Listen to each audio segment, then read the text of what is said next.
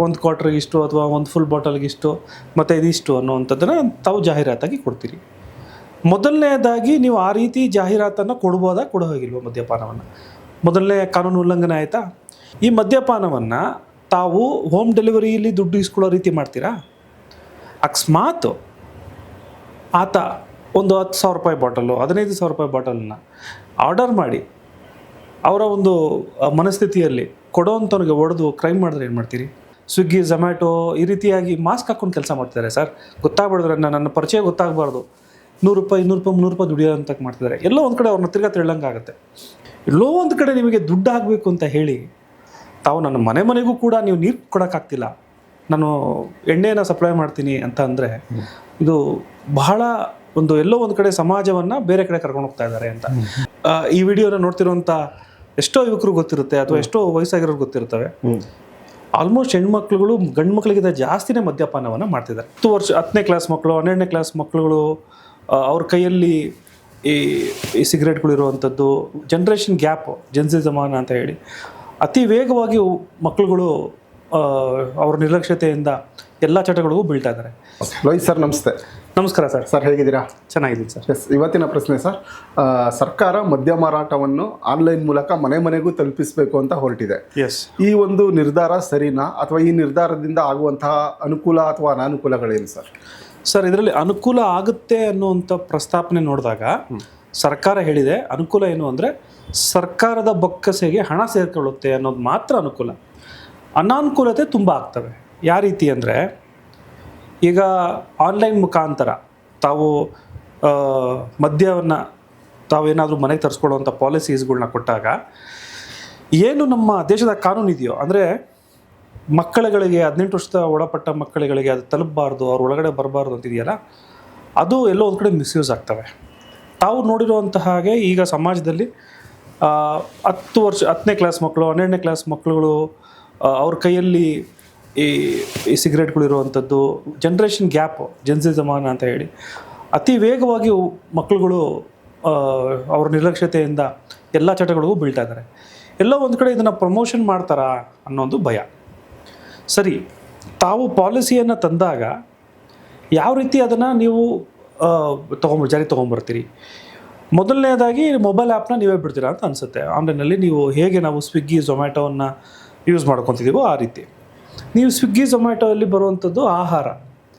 ಈ online applications ಬಂದರೆ ನಿಮಗೆ ಎಲ್ಲ ಮದ್ಯಪಾನದ ಭಾವಚಿತ್ರಗಳು, ಅದರ ರೇಟ್ಗಳು, ಅದರ ಪ್ರಿಸ್ಕ್ರಿಪ್ಷನ್ಸ್ಗಳು, ಅದಕ್ಕೆ ಒಂದು ಕ್ವಾರ್ಟರ್ಗೆ ಇಷ್ಟು ಅಥವಾ ಒಂದು ಫುಲ್ ಬಾಟಲ್ಗೆ ಇಷ್ಟು ಮತ್ತು ಇದಿಷ್ಟು ಅನ್ನುವಂಥದ್ದನ್ನು ತಾವು ಜಾಹೀರಾತಾಗಿ ಕೊಡ್ತೀರಿ. ಮೊದಲನೇದಾಗಿ ನೀವು ಆ ರೀತಿ ಜಾಹೀರಾತನ್ನು ಕೊಡ್ಬೋದಾ, ಕೊಡೋ ಹೋಗಿಲ್ವ ಮದ್ಯಪಾನವನ್ನು? ಮೊದಲನೇ ಕಾನೂನು ಉಲ್ಲಂಘನೆ ಆಯಿತಾ?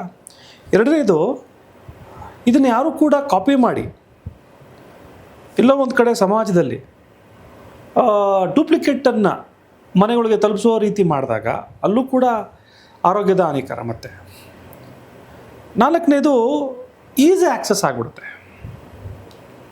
ನೀವು ಮೊದಲನೇದಾಗಿ ಈಗ ಸ್ವಿಗ್ಗಿ, ಝೊಮ್ಯಾಟೊ ಅಂತ ಒಂದು ಆನ್ಲೈನ್ ಏನಿದೆಯೋ ದುಡ್ಡನ್ನು ನಾವು ಪೇ ಮಾಡಿನೂ ಕೂಡ ತರಿಸ್ಬೋದು, ಹಾಗೆ ದುಡ್ಡನ್ನು ಹೋಮ್ ಡೆಲಿವರಿಯಲ್ಲೂ ಕೂಡ ಕೊಡ್ಬೋದು. ಈ ಮದ್ಯಪಾನವನ್ನು ತಾವು ಹೋಮ್ ಡೆಲಿವರಿಯಲ್ಲಿ ದುಡ್ಡು ಇಸ್ಕೊಳ್ಳೋ ರೀತಿ ಮಾಡ್ತೀರಾ? ಅಕಸ್ಮಾತ್ ಆತ ಒಂದು 10,000 ರೂಪಾಯಿ ಬಾಟಲು, 15,000 ರೂಪಾಯಿ ಬಾಟಲನ್ನ ಆರ್ಡರ್ ಮಾಡಿ ಅವರ ಒಂದು ಮನಸ್ಥಿತಿಯಲ್ಲಿ ಕೊಡೋವಂಥವ್ನಿಗೆ ಹೊಡೆದು ಕ್ರೈಮ್ ಮಾಡಿದ್ರೆ ಏನು ಮಾಡ್ತೀರಿ? ಹಾಗಾದರೆ ಇಲ್ಲ, ನಾನು ದುಡ್ಡು ಕೊಡಿಸ್ಬಿಟ್ಟೆ ಅದನ್ನ ಕರ್ಸ್ಕೊತೀನಿ ಅಂದರೆ, ದುಡ್ಡು ಕಟ್ಟಿದಾಗ ಅದು ವಾಪಸ್ ಬರೆದ್ರೆ ಹಂಗೆ ಸೈಬರ್ ಕ್ರೈಮ್ ಆದರೆ ಏನು ಮಾಡ್ತೀರಿ ಅಲ್ವಾ? ಮತ್ತು ಮದ್ಯಪಾನದ ಪರಿಸ್ಥಿತಿಯಲ್ಲಿ ನೋಡಿ, ನಿಮಗೆ ಏನೋ ತೆಂಗಿನಕಾಯಿ, ಬಾಳೆಹಣ್ಣು ಡೆಲಿವರಿ ಮಾಡೋದಲ್ಲ, ಮದ್ಯಪಾನವನ್ನು ಡೆಲಿವರಿ ಮಾಡೋವಂಥದ್ದು ಮತ್ತು ಅದು ಈಸ್ಕೊಳ್ಳುವಂಥದ್ದು ಮನಸ್ಥಿತಿಗಳೇ ಬೇರೆ. ಕುಡಿದಿರೋ ಮನೆಗಳಲ್ಲಿ ಅರ್ಧ ಕುಡಿದಿರ್ತಾರೆ, ಇನ್ನೊಬ್ಬ ಕೊಡೋಕೆ ಹೋಗ್ತಾನೆ, ಆತನ ಪರಿಸ್ಥಿತಿ ಏನು? ಹೇಗೋ ಮಕ್ಕಳುಗಳು ಇವತ್ತು ಒಂದು ಸ್ವಿಗ್ಗಿ, ಝೊಮ್ಯಾಟೊ ಈ ರೀತಿಯಾಗಿ ಮಾಸ್ಕ್ ಹಾಕ್ಕೊಂಡು ಕೆಲಸ ಮಾಡ್ತಿದ್ದಾರೆ ಸರ್. ಗೊತ್ತಾಗ್ಬಿಡಿದ್ರೆ ನನ್ನ ಪರಿಚಯ ಗೊತ್ತಾಗಬಾರ್ದು, 100 ರೂಪಾಯಿ 200 ರೂಪಾಯಿ 300 ರೂಪಾಯಿ ದುಡಿಯೋ ಅಂತ ಮಾಡ್ತಿದ್ದಾರೆ. ಎಲ್ಲೋ ಒಂದು ಕಡೆ ಅವ್ರನ್ನ ತಿರ್ಗಾ ತಿಳ್ಳಂಗಾಗುತ್ತೆ. ಇದೇ ಎಸ್.ಎಂ. ಕೃಷ್ಣ ಅವರು ಪ್ರಾವಿಷನ್ ಸ್ಟೋರ್ಗಳಲ್ಲಿ, ಅವರು ಮುಖ್ಯಮಂತ್ರಿ ಆದಾಗ ಪ್ರಾವಿಷನ್ ಸ್ಟೋರ್ಗಳಲ್ಲಿ ಬಿಯರ್ ಅಂತ ಹೇಳ್ತಾರೆ, ಕಿಂಗ್ಫಿಷರ್ ಬಿಯರ್, ಇದನ್ನು ಮಾರಾಟ ಮಾಡ್ಬೋದಾ ದೊಡ್ಡ ದೊಡ್ಡ ಮಾಲ್ಗಳಲ್ಲಿ ಅಂತ ಪ್ರಶ್ನೆ ಬಂದಾಗ ಅವತ್ತು ರಿಜೆಕ್ಟ್ ಆಯಿತು ಸೆಷನ್ನಲ್ಲಿ. ಬಟ್ ಆಲ್ಮೋಸ್ಟ್ ಅದೆಲ್ಲ ಅದು ಅಂದರೆ ನಮ್ಮ ರಾಜ್ಯ ನೋಡ್ತಾ ಇರೋವಂಥದ್ದು ಪರಿಸ್ಥಿತಿ ಏನು ಅಂದರೆ ಈಗಲೂ ಕೂಡ ಹಳ್ಳಿಗಳಲ್ಲಿ ಸೇಂದಿ ಅಂಗಡಿಗಳನ್ನು ಓಪನ್ ಮಾಡಿದ್ರೆ ಆ ಹೆಣ್ಮಕ್ಳುಗಳು ಪರ್ಕೆ ಚಪ್ಪಲಿ ಹಿಡ್ಕೊಂಡು ಹೋಗಿ ಅದನ್ನ ಕ್ಲೋಸ್ ಮಾಡಿಸ್ತಾರೆ. ಸ್ಕೂಲು ಮತ್ತು ಸಂಸ್ಥೆಗಳು ಅಥವಾ ಇಂಥ ಒಂದು ಜಾಗಗಳಲ್ಲಿ ಇಷ್ಟು ಮೀಟ್ರ್ ದೂರ ಇರಬೇಕು ಅಂತ ಎಕ್ಸೈಸ್ ಪಾಲಿಸಿ ಹೇಳುತ್ತೆ. ಎಲ್ಲೋ ಒಂದು ಕಡೆ ನಿಮಗೆ ದುಡ್ಡು ಆಗಬೇಕು ಅಂತ ಹೇಳಿ ತಾವು ನನ್ನ ಮನೆಗೂ ಕೂಡ ನೀವು ನೀರು ಕೊಡೋಕ್ಕಾಗ್ತಿಲ್ಲ, ನಾನು ಎಣ್ಣೆನ ಸಪ್ಲೈ ಮಾಡ್ತೀನಿ ಅಂತ ಅಂದರೆ ಇದು ಬಹಳ ಒಂದು ಎಲ್ಲೋ ಒಂದು ಕಡೆ ಸಮಾಜವನ್ನು ಬೇರೆ ಕಡೆ ಕರ್ಕೊಂಡು ಹೋಗ್ತಾ ಇದ್ದಾರೆ ಅಂತ. ನಿನಗೇನ್ರಿ ಪ್ರಾಬ್ಲಮ್ ತೊಗೊಳ್ಳಿ ಬಿಡಿ ಅಂದರೆ ನನ್ನ ಪ್ರಾಬ್ಲಮ್ಗಳೆಲ್ಲ ಇದ್ದೇನೆ. ಏನು ಅಂದರೆ ಒಂದು ಕಾನೂನು ಉಲ್ಲಂಘನೆ ಆಗುತ್ತೆ. ಎರಡನೇದು ಕ್ರೈಮ್ಸ್ ಜಾಸ್ತಿ ಆಗ್ತವೆ. ಮೂರನೇದು ಮೋಸ ಜಾಸ್ತಿ ಆಗ್ತವೆ. ಪೊಲೀಸರುಗಳಿಗೆ ಇಲ್ಲಿ ಮಾಡೋಂಥ ಕೆಲಸಗಳು ಸಾವಿರಾರು ಇದ್ರೂ ಕೊನೆಗೆ ಎಣ್ಣೆ ಬಾಟ್ಲುಗಳು ಹಿಂದ್ಗಡೆ ಓಡಾಡಬೇಕಾಗತ್ತೆ. ನಿಮ್ಗೆ ಈಗಾಗಲೇ ಗೊತ್ತಿರೋ ಹಾಗೆ ಸರ್, ನನ್ನ ಒಂದು ಗೊತ್ತಿರೋ ಹಾಗೆ ಇವತ್ತು ಕೂಡ ಕಲಬೆರಕೆಯ ಮದ್ಯಪಾನವನ್ನು ಬೆಂಗಳೂರಲ್ಲಿ ಜಾಲನೆ ಇದೆ. ನಿಮಗೆ ಆ ಬಾಟಲ್ ಒಳಗಡೆ ಇರುವಂಥದ್ದು ಬಾಟಲ್ ಮಾತ್ರ ಹೇಗಿರ್ತವೆ, ಯಾವುದೋ ಒಂದು ಈ RC ಬಾಟಲ್ ಅಂತವಂಥದ್ದು ಅಥವಾ ಯಾವುದೋ ಒಂದು ಬಾಟಲ್ ಇರ್ಬೋದು, ಅದ್ರ ಒಳಗಡೆ ಆ ಬಾಟಲನ್ನು ವಾಶ್ ಮಾಡಿ 10 ರೂಪಾಯಿ ಕೊಂಡ್ಕೊಂಡು ಅವರು ಅದನ್ನು ಸೃಷ್ಟಿ ಮಾಡಿ ಅದನ್ನು ತುಂಬಿ ಈ ಫಂಕ್ಷನ್ಸ್ಗಳಿಗೆ ಹೇಳ್ತಾರೆ ನೋಡಿ, ಯಾವ್ದಾರು ಒಂದು ಬಾಡೂಟಗಳು ಇರ್ತವೆ ಅಥವಾ ಏನೋ ಒಂದು ಇದಿರ್ತವೆ, ಇದಕ್ಕೆ ಕಮ್ಮಿಗೆ ಸಿಗುತ್ತೆ, ಮಿಲ್ಟ್ರಿಯಿಂದ ಸಿಗುತ್ತೆ ಅಂತ ಹೇಳ್ತಾರೆ. ಅವ್ಯಾವೂ ಸುಲಭವಾಗಿ ಸಿಗೋಲ್ಲವಂಥದ್ದಲ್ಲ. ಎಲ್ಲವೂ ಕೂಡ ಈ ಒಂದು ಅಂಡರ್ವರ್ಲ್ಡ್ ಬಿಸ್ನೆಸ್ ಇದು, ಅದನ್ನು ಅವರು ತಲುಪಿಸ್ತಾರೆ. ನೀವು ಅದನ್ನು ಸೇವನೆ ಮಾಡಿದವನು ಭಾಳಷ್ಟು ದಿನ ಬದುಕಕ್ಕೆ ಸಾಧ್ಯವೇ ಇಲ್ಲ. ಅಷ್ಟು ಕೆಟ್ಟದಾಗಿ ಅದನ್ನು ಪ್ರಿಪೇರ್ ಮಾಡುವಂಥದ್ದು ನಾನು ಕಣ್ಣಾರೆ ಇದನ್ನೆಲ್ಲ ಕಂಡಿದ್ದೀವಿ, ನೋಡಿದ್ದೀವಿ. ಸೊ ಹಾಗಾಗಿ ಎಲ್ಲೋ ಒಂದು ಕಡೆ ಇಂಥವೆಲ್ಲ ಪ್ರಮೋಟ್ ಆಗ್ತವೆ ಸರ್.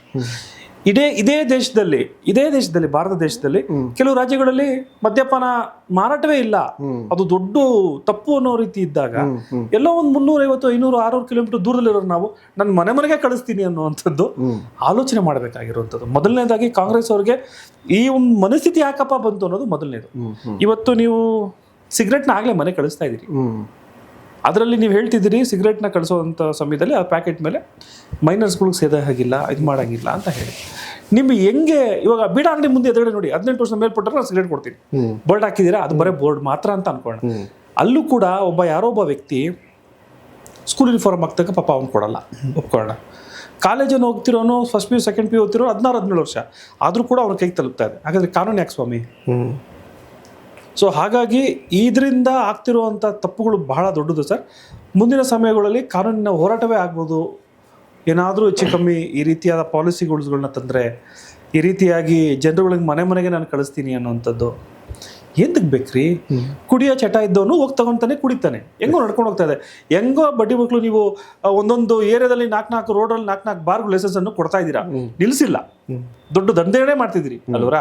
ಹೆಚ್ಚಾಗಿದೆ, ಕಮ್ಮಿ ಎಲ್ಲ ಆಗಿದೆ. ನೀವೆಲ್ಲೂ ಕಮ್ಮಿ ಅಂತೂ ಮಾಡ್ತಿಲ್ಲ. ಸ್ಕೂಲಿಂದ ಅಷ್ಟು ದೂರ ಇರಬಾರ್ದು, ಬನ್ನಿ ಕರ್ಕೊಂಡು ಹೋಗ್ತೀನಿ. ಸ್ಕೂಲ್ ಪಕ್ಕದಲ್ಲೇ ಪಬ್ಗಳಿದ್ದಾವೆ ಅಲ್ವಾ ಸರ್? ಸ್ಕೂಲ್ ಪಬ್ ನೀವು ಉಳ್ಳಾಳ್ ರೋಡ್ ಅಂತ ಇದೆ, ಬನ್ನಿ. ಆ ರೋಡ್ ನಲ್ಲಿ ನಿಮಗೆ ಪ್ರಾರಂಭ ಆಗೋದೆ ಬಾರ್ಗಳಿಂದಾನೇ ಪ್ರಾರಂಭ ಆಗ್ತವೆ. ಮಿಲಿಟರಿ ಹೋಟ್ಲು ಬಾರ್ ಪ್ರಾರಂಭ ಆದ್ರೆ ಎಂಟು ನಿಮ್ಗೆ ತಾವರೆಕೆರೆ ತನಕ ಬರೀ ನಿಮ್ಗೆ ಕಣ್ಣಿಗೆ ಅದೇ ಕಾಣುತ್ತೆ. ಇವತ್ತು ಯುವಕರು ಏನಾಗಿದ್ದಾರೆ, ಬಾಟಲ್ಗಳನ್ನ ಬಾರಲ್ಲಿ ತಗೊಂಬಂದು ಮನೆಯಲ್ಲೋ ಅಥವಾ ಆ ರೀತಿಯಾದ ಸಂಸ್ಕಾರಗಳಿಗಿಂತ ಜಾಸ್ತಿ ಪಬ್ಬು ರೆಸ್ಟೋರೆಂಟ್ಗಳಲ್ಲೇ ಮದ್ಯಪಾನವನ್ನು ಸೇರಿಸುವಂಥದ್ದು ಜಾಸ್ತಿ ಆಗಿದ್ದಾವೆ.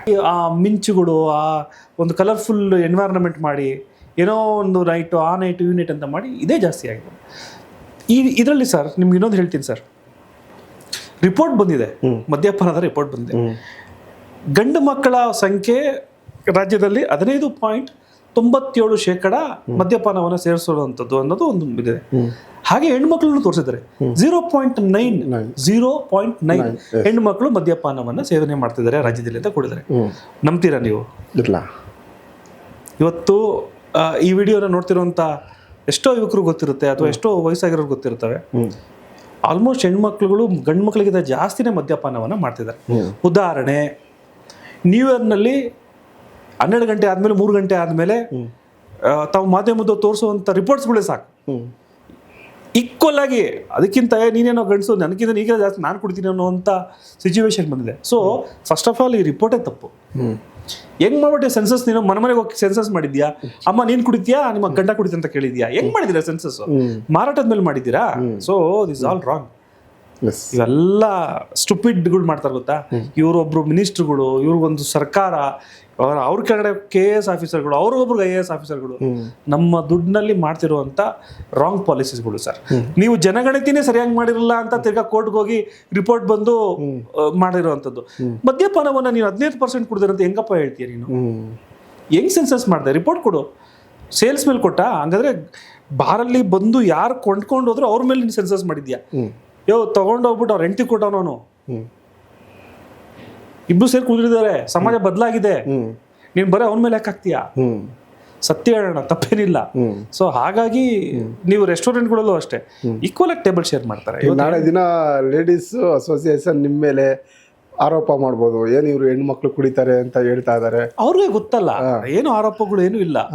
ಎಲ್ಲರೂ ಅಂತ ಹೇಳ್ತಿಲ್ಲ ನಾನು, ಎಲ್ಲ ಗಂಡು ಮಕ್ಳು ಕುಡಿತಾರೆ ಅಂತ ಹೇಳ್ತಿಲ್ಲ. Very clear. ನೀವು ಆ ಒಂದು ವಿಷಯ ಹೇಳಿದಾಗ ಇನ್ನ ಕ್ಲಿಯರಿಟಿಯಾಗಿ ಹೇಳೋಣ. ಇವತ್ತು 0.9% ಅಷ್ಟೇ ಹೆಣ್ಮಕ್ಳು ಕುಡಿತಾ ಇಲ್ಲ. ಸೆನ್ಸಸ್ ತಪ್ಪಿದೆ. Equivalent to men, equivalent to men. ನೀವು ಎಲ್ಲಿ ನೀವು IT-BT ಸಿಟಿಗಳಿದಾವೋ ಈಕ್ವಲೆಂಟ್ ಟು ಮೆನ್ನೇ ಎಲ್ಲವೂ ಇದಾವೆ. ಯಾವುದೇ ಒಂದು ರೆಸ್ಟೋರೆಂಟ್, ಬಾರು ರೆಸ್ಟೋರೆಂಟ್ಗಳು, ಐಷಾರಾಮಿ ಜಾಗಗಳಲ್ಲಿ ಅಥವಾ ಮಿಡಲ್ ಜಾಗಗಳಲ್ಲಿ ಬರೇ ಗಂಡು ಮಕ್ಕಳೇ ಸಿಗಲ್ಲ ನಿಮಗೆ, ಈಕ್ವಲೆಂಟ್ ಹೆಣ್ಮಕ್ಳು ಸಿಗ್ತಾರೆ. ಸೆನ್ಸಸ್ ಹೆಂಗ್ ಮಾಡಿದಿರಿ ನೀವು? ಸೊ ಹಾಗಾಗಿ ಎಲ್ಲಾ ಹೆಣ್ಮಕ್ಳು ಕುಡಿದಾರೆ ಅನ್ನೋದು ತಪ್ಪು. ಆ ಸೆನ್ಸಸ್ ತಪ್ಪಿದೆ. ಅದಕ್ಕಿಂತ ಮೋರ್ ದೆನ್ 0.9 ನನ್ನ ಪ್ರಕಾರ ಈಕ್ವಲೆಂಟ್ ಟು ಮೆನ್ ಇವತ್ತು ಸಮಾಜ ಬದಲಾಗಿದೆ ಅನ್ನೋದು ನನ್ನ ಅಭಿಪ್ರಾಯ sir. Thank you sir. Thank you sir. ನಮಸ್ಕಾರ.